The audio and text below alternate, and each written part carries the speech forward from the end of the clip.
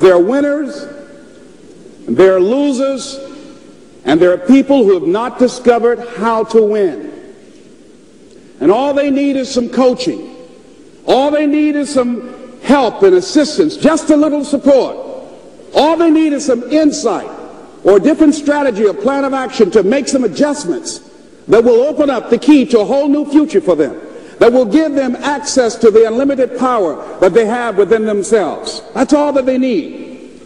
So what I want you to do is think about something you want for you, that's real for you, that's important for you, that will give your life some special meaning and power. And I don't even want you to say, I can do that. I don't want you to assume that. See, 5 years ago when I started out in this area, I would not have been able to make the mental leap that I would be up to where I am right now. I don't want you to begin to just psych yourself out. No. I want you to be able to say something to yourself that will enable you to maintain a level of integrity with yourself.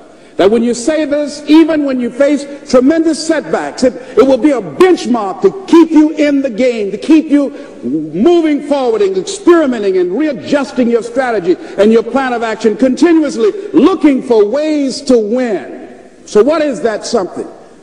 When you got an idea, you want to move on. You might not have the money. You might not have the education. You might not have the support or the resources you need. What is that something that can keep us going, that will enable us to act on our dream? What's one of those keys that will begin to help us to discover the secrets to our dream? Here's what I want you to repeat after me, please, with power and conviction. Say, it's possible. It's possible. That's all I want you to do when you look at your dream. Just say to yourself every day, it's possible. Just say that every day to yourself, it's possible. Because what does that do? See, it begins to change your belief system. See, the way in which we operate, ladies and gentlemen, it's a manifestation of what we believe, what's possible for us. Whatever you've done up to this point, all that it really is a duplication, it's a reproduction of what you believe subconsciously that you deserve and what's possible for your life. Most people operate out of their personal history, out of their memory, things they've done, things they've experienced, things they've seen, things that they have observed. What I'm suggesting that you operate out of a larger vision of yourself. I want you to see yourself doing what you want to do, experiencing what you want to experience, having what you want to have, doing what it is that gives your life some meaning and value. Operate out of your imagination, not your memory. Because whenever you look at where you want to go, I'm wanting to warn you, you will have some conversation back here after you go through the data that you've experienced in life saying you can't do it. And so what you want to begin to do is ignore that inner conversation. Well, most people, ladies and gentlemen, when something happens to them, what they do is they begin to believe that that's the way it is. That's the way it's always been. And they can't see the possibility of it being any different. Example, before April 1954, the common belief, the universal belief, because it had been tried again and again and again and people had failed, the belief was that man was not physically capable of breaking the 4-minute barrier, that he could not run a mile in less than 4 minutes. That was the belief on the planet. It had never been done. But here's what happened, ladies and gentlemen. Roger Bannister came along, and he broke the 4-minute barrier. Now here's what's significant about that. Since that time, up to this day, over 20,000 people have done it, including high school kids. What changed? 20,000 people, what changed? Here's what happened when they got on the track. They knew it had been done. And because they knew it had been done, there was a new belief about this barrier, about this goal that was unreachable. And those 20,000 people got in a race believing, knowing in their heart that someone had done it, that it's possible, that they could do it. And I'm saying that if you know anybody that had some goal, some dream, something they wanted to do, And they did it denying saying that you know in your heart that if someone has done it, then you can do it. It's possible.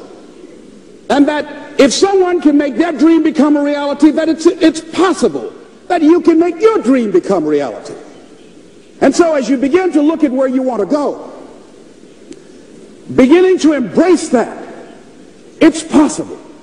I'm blessed and highly favored. I've got a lot going for me. I've got some good stuff in me. And it's possible that I can bring my greatness out here in the universe. That I can do what I want to do. It's possible I can write my own book. I can have my own business. I can take the trip and travel around the world. It's possible. I can bounce back from adversity and reinvent my life. It's possible. Regardless of where I am, that things can get better for me. It's possible. I'm thinking about two men right here in Chicago who are fairly successful, similar background, educated. They worked for a corporation for many years, and they were among many people that were laid off. Two guys who were very good friends. One went out looking for a job for several weeks along with the other one, and they faced disappointment and rejection again and again and again. They couldn't find any work, which is the story of many people across this country. One guy stopped. He became discouraged. He stopped going.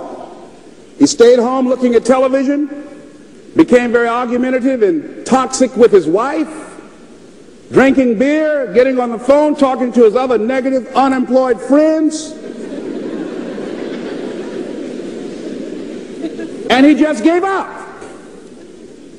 The other guy kept looking for a job everywhere he could go. Every time he could get an opportunity, kept asking people, networking, checking the newspapers every day.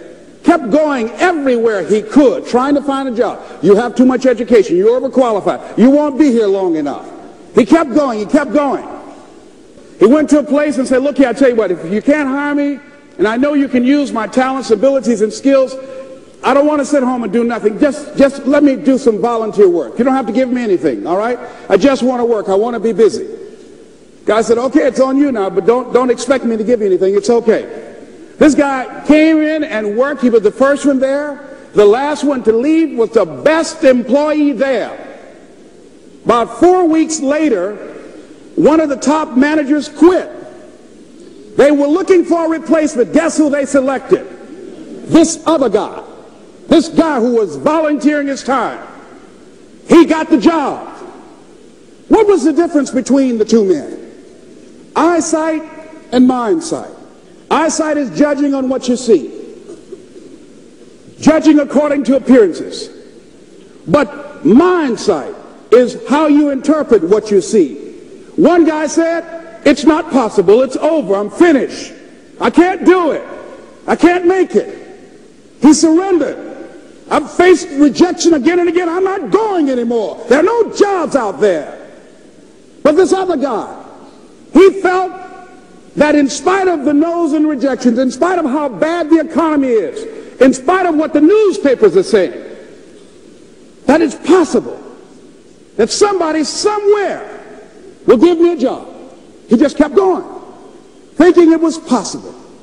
And guess what, ladies and gentlemen? That's what we have to do with our dreams.